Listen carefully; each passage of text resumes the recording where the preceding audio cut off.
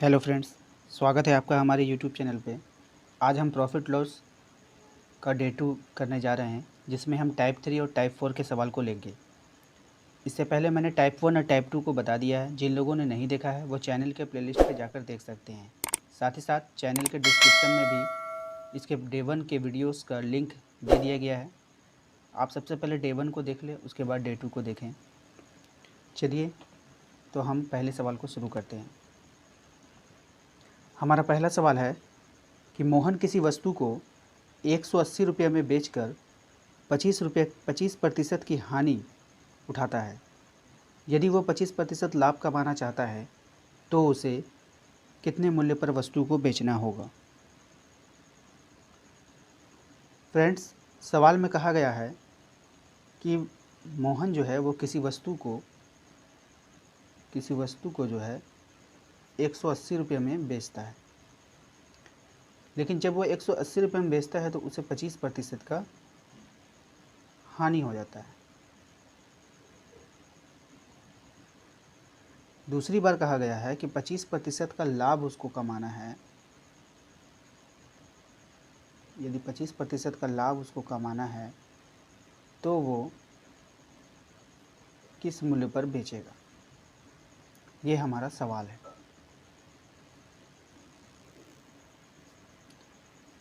तो दोस्तों, मैंने कहा था पहले वीडियो में कि जो हमारा सीपी होता है वो हमेशा 100% होता है। सीपी हमेशा 100% होता है। तो जब आप 180 रुपये में किसी सामान को बेच रहे हैं और आपको 25% की हानि हो रही है, तो इसका सीधा सीधा मतलब ये निकलता है कि आप जो है 75% वैल्यू को प्राप्त कर रहे हैं। कितना प्राप्त कर रहे हैं? 75% वैल्यू को प्राप्त कर रहे हैं। यानी कि आपको जो एसपी जो आपको प्राप्त हो रहा है, सेलिंग प्राइस जो आपको प्राप्त हो रहा है, वो 75% ही प्राप्त हो रहा है। तभी जा कर के 25% की हानि हो रही है। ठीक है, अगर आपको 100% प्राप्त होता तो ना तो आपको लाभ होता और ना ही आपको हानि होता। तो यहाँ पर आपको 25% की हानि हो रही है, इसलिए आप जो अमाउंट प्राप्त कर रहे हैं बेचकर वो 75% है। तो हम कह सकते हैं कि इस 75% का वैल्यू जो है वो 180 रुपया है। ठीक है, तो इससे हम 1% का वैल्यू निकाल लेंगे, 180/75। और यदि हमको सीपी ज्ञात करना हो तो सीपी जो है हमेशा 100% होता है, तो हम 100% का वैल्यू निकालेंगे।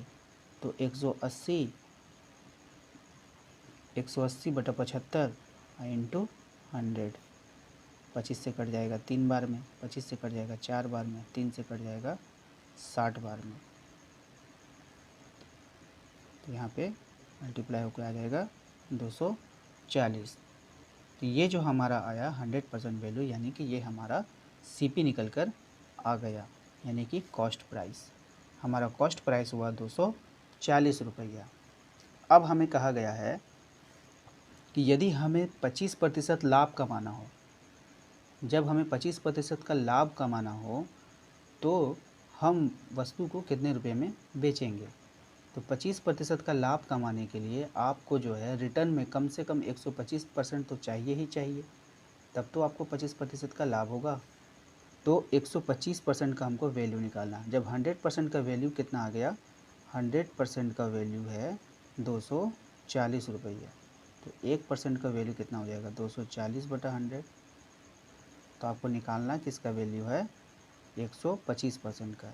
जब हम 125% का वैल्यू निकालेंगे तो इसका वैल्यू हो जाएगा 240/100 इंटू 125। तो 25 से ये कट जाएगा 4 बार में, 25 से कट जाएगा 5 बार में, और 4 से कट जाएगा ये 60 बार में। इसका वैल्यू आ जाएगा 300। यानी 25% लाभ कमाने के लिए हमें वस्तु को 300 रुपये में बेचना होगा। तो चलिए टाइप 3 के हम दूसरे सवाल की तरफ चलते हैं। सवाल नंबर 2 में कहा गया है, एक बिजली के आयरन को 15% लाभ पर बेचा गया। यदि उसे 600 रुपये में बेचा जाता तो 20% लाभ होता, तो उसका विक्रय मूल्य को बताएं। सवाल एक बार ध्यान से देख लीजिए कि एक बिजली के आयरन को 15% लाभ पर बेचा गया है। यदि उसे 600 रुपये में बेचा जाता तो 20% लाभ होता, तो उसका विक्रय मूल्य बताएं। हम सेकेंड वाले लाइन को पहले उठाएंगे। यहाँ पे कहा जा रहा है कि यदि उसे 600 रुपये में बेचा जाता तो 20% का लाभ होता। 20% का लाभ का मतलब है कि आप जो वस्तु को बेचेंगे ना, वो अपने जो मूल प्राइस होगा उससे 20% अधिक होगा, तभी तो आप 20% लाभ कमा पाएंगे। तो यानी जो 20% का लाभ कमाने का मतलब आपको 120% में वस्तु को बेचना होगा। सेलिंग प्राइस हमको 120% रखना होगा, तभी तो 100% हमारा सीपी निकल जाएगा और 20% का लाभ होगा। लेकिन यहाँ पर जो है वस्तु को 600 रुपये में बेचा गया है, तो 120% का यहाँ पे वैल्यू आपको 600 रुपया दिया जा रहा है। इस प्रकार हम 1% का वैल्यू निकाल सकते हैं, 600 बटा 120। लेकिन आपको कह रहा है कि आपको 15% लाभ कमाना है। कितना कमाना है? 15%। तो 100% आपका सीपी होता है, 15% का लाभ कमाइएगा तो टोटल मिला के कितना हो जाएगा? 115% एसपी। तो हमें 115% का डायरेक्ट वैल्यू निकाल लेना है, यानी कि 600 बटा 120 गुना 115। ठीक है, चलिए अब इसको हम काट देंगे, 5 बार में कट जाएगा, और जब हम इसको उससे गुना करेंगे तो हो जाएगा 575 रुपये, और यही हमारा आंसर हो जाएगा। तो उम्मीद करते हैं आपको समझ में आ गया होगा। चलिए हम अब टाइप 4 पे चलते हैं। टाइप 4 में कहा गया है कि एक घड़ी को 64 रुपये में बेचने पर 20% की हानि होती है। कोई घड़ी है, जब हम उसको 64 रुपये में बेचते हैं तो 20% की हानि होती है, तो उसे 100 रुपये में बेचने पर कितना प्रतिशत का लाभ होगा? ठीक है, तो चलिए सवाल को समझते हैं। कोई घड़ी है, अगर हमें 20% का हानि हुआ है, घड़ी में 20% का हानि हुआ है, तो हम ये कह सकते हैं कि हम जो बेचकर जो अमाउंट प्राप्त किए हैं वो हम 80% ही प्राप्त किए हैं, क्योंकि सीपी जो होता है हमारा 100% होता है। अगर हम 100% रुपया प्राप्त करते हैं तो हमें ना तो कोई लाभ होता और ना ही कोई हानि होता, लेकिन हमें क्या हो रहा है? 20% की हानि हो रही है। तो 20% की हानि का मतलब है कि हम जो अमाउंट प्राप्त कर रहे हैं वो जो है सीपी का 80% ही है, क्योंकि 20% का हमें लॉस हुआ है।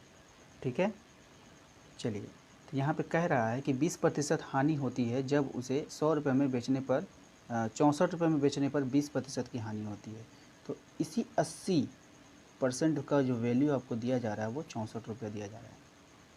ठीक है, हम 1% का वैल्यू निकालेंगे, 64 बटा 80, ये हमारा 1% का वैल्यू निकल गया।